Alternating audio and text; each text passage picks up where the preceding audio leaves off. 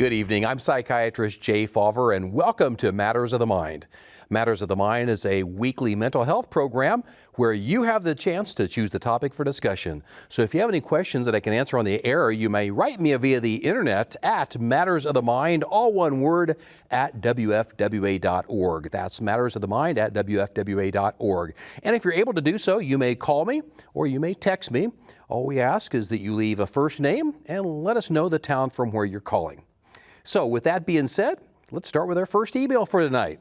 Our first email reads, Dear Dr. Fauver, does creatine help with mental health? Could it be taken with medications like Effexor and Wellbutrin? Creatine is a product that is used to structure muscles. Creatine is a combination of 3 amino acids. It's a combination of methionine, arginine, and glycine. And basically, it's what bodybuilders will use to bulk up their muscles.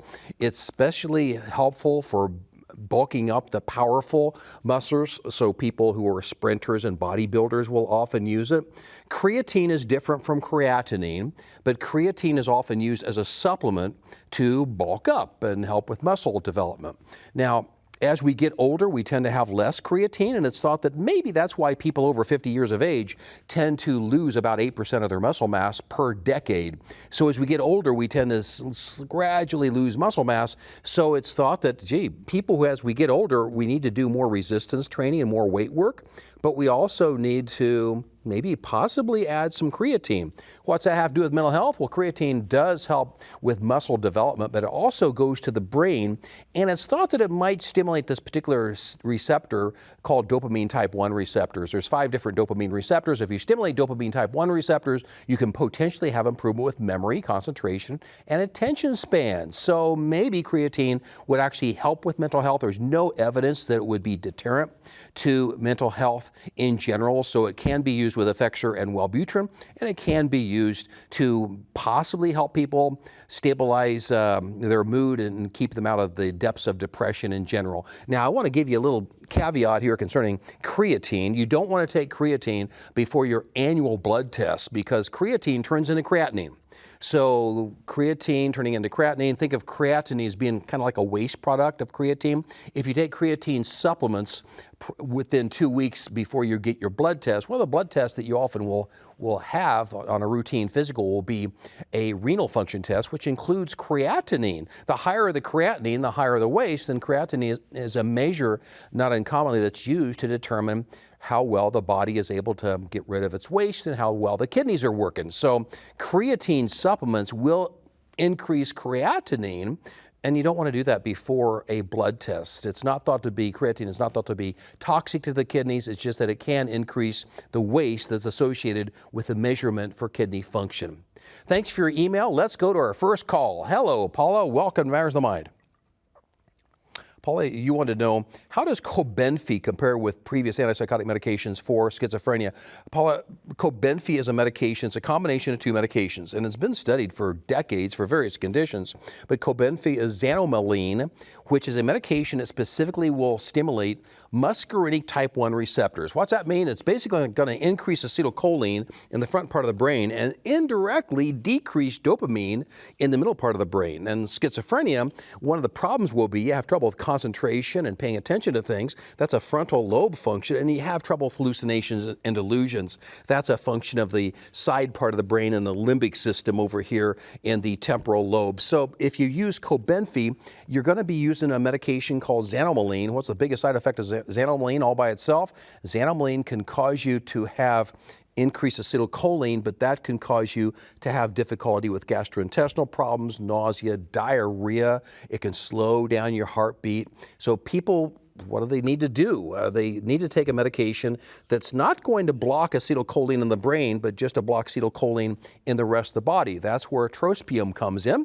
Trospium does not get into the brain itself. It stays in the rest of the body, so it'll block all those acetylcholine effects in the rest of the body and thereby decrease the likelihood of you're having nausea and vomiting and diarrhea and the difficulty with heart rate. And that's the biggest side effect that I'll often hear about with Cobenfy, those kind of nauseating problems. And trospium is available by itself. It's a very inexpensive medication. You can add on extra trospium under your clinician's supervision, but that's the biggest issue there. with Cobenfy, it's a medication that's entirely unlike the traditional medications that have been available for schizophrenia for the past 70 years. The past 70 years, we've been using medications that primarily will block dopamine. Indirectly, they can increase dopamine in the front part of the brain, but their main mechanisms of action with a couple dozen different antipsychotic medications we've been using over the past 70 years, their main mechanisms of action have been blocking dopamine in the temporal lobe and thereby helping with hallucinations and delusions. Cobenfy will do that, but in a different way, thereby not as likely to cause you such conditions as tardive dyskinesia, where you have twitches in the face and jaw movements and truncal movements. You're less likely to have shakiness and stiffness. Those are the kind of side effects people can have from the medications that particularly block dopamine. Thanks for your call. Let's go to our next text. Hello, Jason from Marion. Jason, you had asked, in my practice, do I ever find patients with faith or religious beliefs having a higher success or easier time overcoming depression?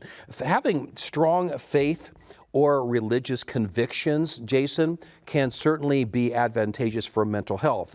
Duke University over the past decades has studied this, finding that people who have a strong faith community, and that includes not just church attendance, but also having fellowship within the church, that can enhance your mental health. And there's several reasons for that, Jason. Number one, it gives you a sense of purpose and meaning.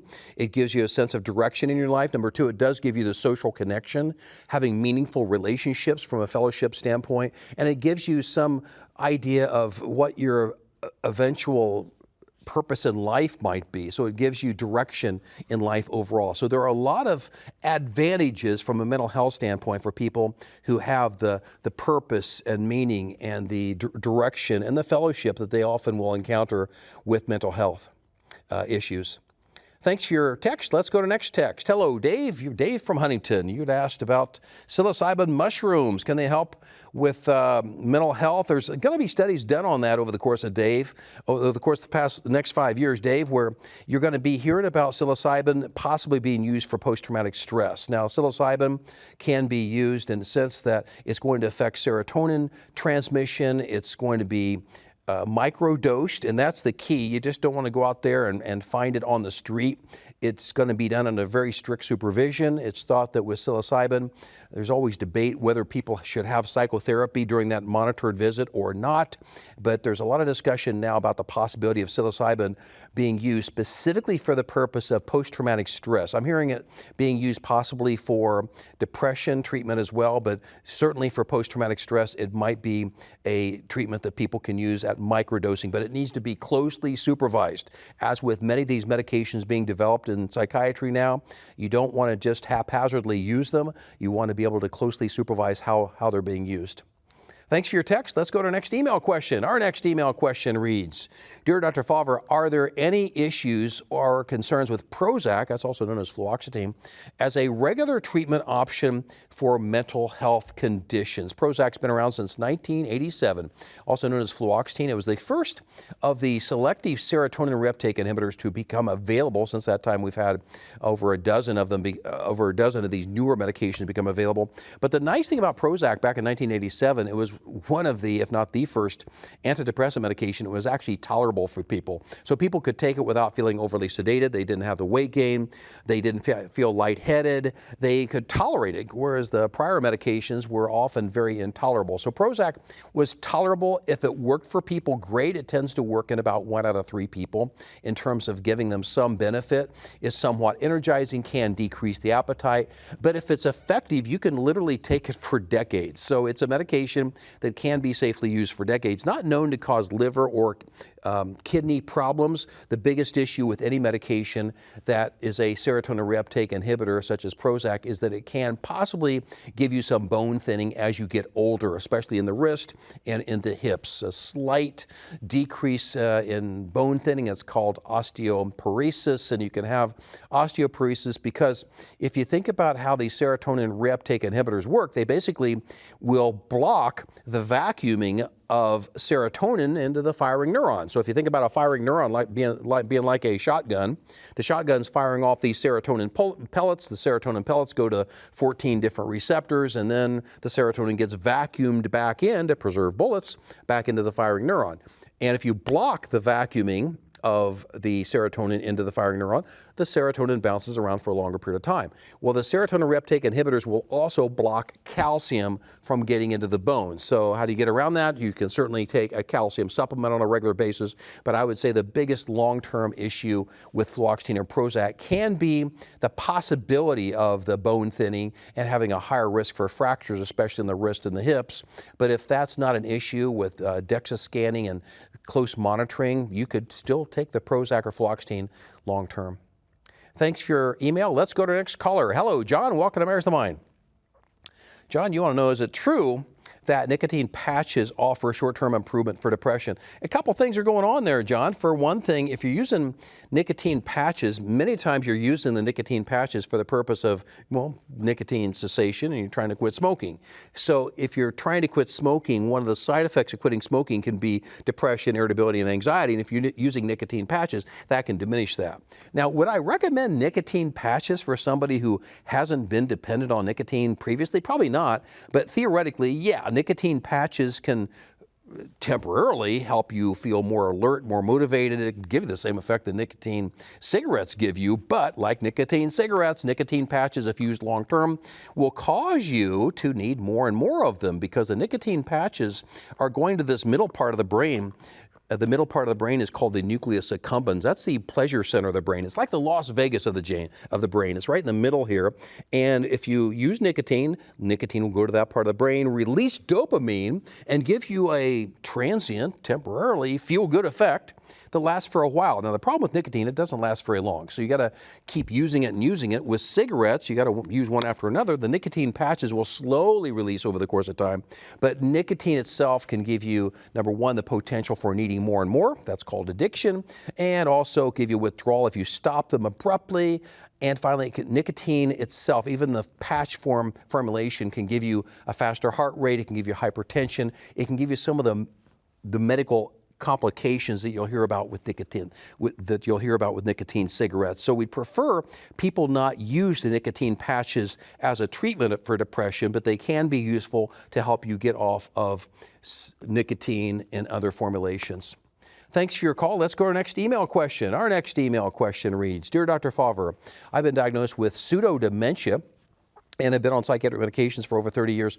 Recently, I've been having neurological imbalance issues. Could there be a connection between pseudo-dementia and neurological imbalance issues?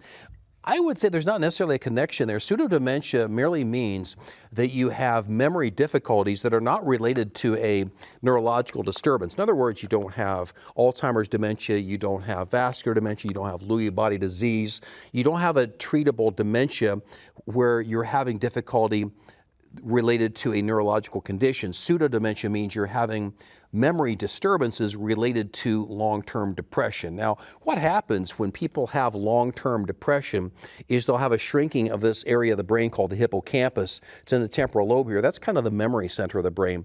And as the hippocampus shrinks down, you'll have trouble with memory, and many times people will have trouble with speed of processing of information. That's like having slow internet speed in your brain. So when you have slow internet speed in your brain, it just feels like you can't process information very quickly. That's what long-term depression will do. Now, separate from that, you're describing balance and neurological issues. Otherwise, they could be totally separate from the pseudo-dementia itself. But if you have been on various medications used in psychiatry for the past 30 years, the dopamine receptor blockers to which I referred previously, used in schizophrenia, sometimes they are also used in depression or mood stabilization treatment. And when you use those medications, sometimes you can get twitching and tics in your facial area, your trunk, and it's called tardive dyskinesia. Sometimes that can give balance issues itself. I would certainly follow up with your neurologist to determine, okay, at what point do you need to adjust your medications you might be taking for the pseudo-dementia, used for depression, and to balance out difficulties you're having from a neurological standpoint overall. So talk to your neurologist and primary care clinician about that. Thanks for your call. Let's go to our next caller. Hello, Jerry. Welcome to Mayor's the Mind. Jerry, you'd mentioned that your mother has dementia and her doctor wants her to go on Zyprexa, that's also known as olanzapine, to help her with severe agitation and aggression. Is that a reasonable approach? Jerry, we've been using olanzapine and Zyprexa for people with dementia if they have agitation, but you have to consider there's a warning on all the antipsychotic medications, because 25 years ago, the antipsychotic medications were studied with dementia-related psychosis. In other words, people were hearing voices and they were seeing things and they were out of touch with reality and they had dementia, so they were given medications like olanzapine, that's Zyprexa, risperidone, that's Risperdal, Abilify, that's aripiprazole. Quetiapine was around, that's known as Seroquel. They were given these medications, and there was a slight increase in heart problems and stroke related to their taking the antipsychotic medications. Now, it's controversial whether the antipsychotic medications like Zyprexa caused the medical complications, because some of those people also received as-needed medications called benzodiazepines, such as Ativan, and that will increase the likelihood if you're having neurological complications as well. So, with that being said, just a week or so ago, there was a medication called Auvelity that was approved by the Food and Drug Administration specifically for agitation related to dementia. We're going to be hearing more about that, but that's brand new information. Auvelity is a medication that's a combination of two medications. Dextromethorphan, which is an old cough suppressant, it's been around for over 65 years, dextromethorphan and bupropion. Bupropion is an antidepressant medication, been around since 1989. Bupropion is in Auvelity for the purpose of increasing the dextromethorphan level by over 30 times and extending how long it lasts by over 3 times. So the whole purpose of bupropion is to keep the dextromethorphan in the system for longer periods of time. If you have difficulty with agitation and irritability related to dementia, those high levels of dextromethorphan can be advantageous in a way entirely different than the antipsychotic medications like Zyprexa. So Zyprexa has been used very carefully with people with agitation related to dementia, but the good news is I think we're going to have better options as the years go on, Auvelity being the first, and as of late April 2026, that was approved for dementia-related agitation. So we look forward to hearing about that. Thanks for your call. Let's go to our next email question. Our next email question reads, Dear Dr. Faber, I'm in my 40s. I've had a history of chronic trauma, abuse, neglect, gaslighting, etc. I am frequently in fight or flight mode with intrusive thoughts and rumination. My nervous system can't tolerate most medications, and talk therapy can only do so much. What are some treatments on the horizon for people like me? On one hand, sure, we talked earlier about psilocybin. That could be something totally outside of the box for the possibility of helping somebody with post-traumatic stress that hasn't been helped with anything else. But I think you need to always consider the 5 pillars of mental health. The first being genetics. You can't do anything about your genetics, but we all are genetically prone to having anxiety, depression, and having a certain degree of resilience. So there's genetics, number one. Number two would be stuff that happened to you, especially at an early age, before the age of 8 years old. If traumatic things happen to you, especially at an early age, that can actually trigger your genetics, because you're going to have genetics for anxiety and depression, but like a light switch, they need to be turned off or on as a means of helping you get through life and having any difficulty with mental health problems. So stuff that happens in your life can turn that light switch and the genetics on and off appropriately or inappropriately. The third pillar of mental health, outside of genetics and things that happened to you in your past, will be your ability to cope, based on your experiences, based on your resilience, how well you're able to put up with stuff. So your ability to cope will certainly affect your mental health. Fourthly would be lifestyle, and lifestyle is often thought to be just diet and exercise, but when I talk about lifestyle, I'm talking about maintaining socialization, as I mentioned earlier, having those religious convictions, having purpose and meaning in your life, doing enjoyable things. Lifestyle can have a significant impact on your mental health overall. And fifthly would be your overall medical state. Mental health issues can be worsened by medical conditions, but sometimes they can actually be caused by medical conditions. They can be worsened by medical conditions because if you have a particular medical condition that's very frustrating and discouraging for you, that will affect your mental health. But some medical conditions can actually cause you to have inflammation of the brain. Some mental health conditions can actually mimic difficulties with fatigue, poor concentration, depression. So if you have sleep apnea, for instance, you can have all the symptoms of depression because you won't be able to think very clearly, you won't be able to cope very well, you have difficulty with energy and motivation throughout the day. You got to get the sleep apnea treated. The same with low thyroid, iron difficulties, thyroid difficulties, as I mentioned before, diabetes. Those can all be factors that are related to medical conditions that can cause mental health problems to be worse. So when you consider the 5 pillars of mental health: genetics, past life traumas, coping abilities, the lifestyle that you're currently enduring, and finally the medical conditions, those 5 pillars are something that we'll always assess and try to address accordingly if somebody is just not feeling like they're getting any place in treatment. A lot of people are looking for that next big thing like psilocybin. That might help, but I think we always have to keep in mind those 5 pillars of mental health in general. Thanks for your call. Let's go to our next text. Pam from Fort Wayne. Welcome to Matters of the Mind. Pam, you want to know about certain thoughts making you sneeze. Is that a thing? I'm not aware of thoughts making you sneeze, Pam, but that might be something an ear, nose, and throat doctor could tell you about. I do know that you can sneeze from exposure to sunlight. Many people, myself included, if you get exposure to sunlight, there's a reflex in your pupil that can make you sneeze. But thoughts making you sneeze? Nope, I've not heard about that, Pam, but thanks for texting me. Let's go to our next caller. Hello, Lily. Welcome to Matters of the Mind. Lily, you mentioned you started taking Zepbound for sleep apnea. Well, Zepbound is a GLP-1 agonist, a glycogen-like peptide type 1 agonist. Zepbound is used to decrease fat, and it will indirectly decrease muscle mass, but Zepbound is used to decrease fat. You're saying that you're using Zepbound for sleep apnea. I presume you might be using Zepbound to decrease the fat that might be in your neck, because if you lose weight in general, especially weight in your neck, you can have less snoring and less likelihood of pausing in your sleep, and that's what causes sleep apnea. Sleep apnea itself is something where you're not getting adequate airflow to the lungs at night, thereby not getting oxygen to the brain. And if you're not getting adequate oxygen to the brain, you can have difficulty with concentration, motivation, energy the next day, and it can give you a lot of difficulty with your overall mood. So you started taking Zepbound for your sleep apnea, and you're saying you're having weird dreams, and should you be concerned about that?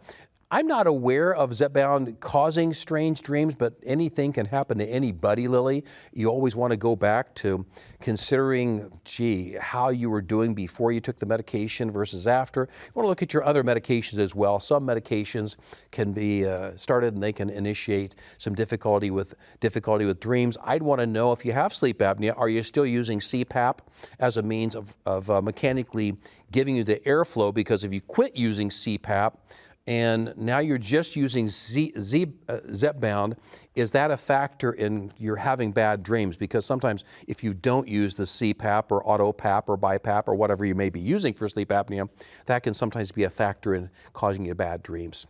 Thanks for your text. Let's go to our last email question. Our last email question reads, Dear Dr. Favre, what's the difference between neuroscience and psychiatry? Neuroscience is basically where it's a study of the chemicals of the brain. There's 80 different chemicals in which we're aware.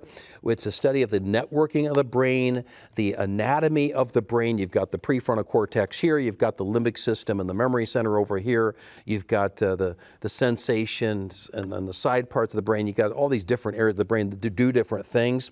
The networks of the brain, you've got the default network, you've got salient network, you've got the executive mode network.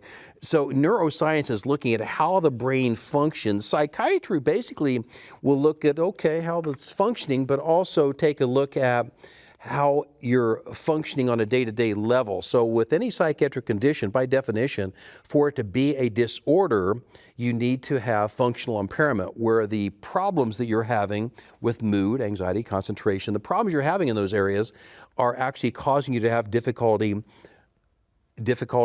socializing, going to work, doing enjoyable things. You're not able to be all you can be and do all the things you want to do. So with that being in mind, psychiatry is looking at disturbances that occur in the brain. But when we talk about disturbances that occur in the brain, we're always remembering those 5 pillars of psychiatry: genetics, past experiences with trauma, coping abilities, lifestyle, and medical conditions. We're looking at those 5 pillars and trying to determine what we can do about those and how functionally impairing those particular symptoms might be for you. So when we look at conditions in psychiatry, we will consider medications not uncommonly, but we'll also consider counseling. People often ask what the role of counseling might be with mental health problems. Counseling will help you not uncommonly provide a little bit of a GPS for your brain. If you're in an unfamiliar city, you're going to use your GPS, and the lady or the man on the GPS is going to tell you which way to turn based on your lack of experience in those big cities or that unfamiliar area. That's what counseling will do. It'll help you provide somewhat a GPS on your life circumstances so you can go a certain direction or another that you might not have considered because you don't have much experience in that area. Thanks for your call. Let's go to our last caller. Hello, Leah. Welcome to Matters of the Mind. Leah, you'd mentioned you talk to your dog a lot, and a friend said that could be a sign of mental health issue. Is that true? Should you stop talking to your dog? No, your dog does have, I believe a dog has a soul, but that's another topic for discussion. But that's perfectly normal. Talk to your dog. Your dog is a very good friend, and a pet can be a very good means for helping your mental health, Leah. Thanks for your call. Unfortunately, I'm out of time for this evening. If you have any questions that I can answer on the air, you may write me via the internet at Matters of the Mind, all one word, at WFWA.org. I'm psychiatrist Jay Faulver, and you've been watching Matters of the Mind on PBS. God willing and PBS willing, I'll be back again next week. Thanks for watching. Good night.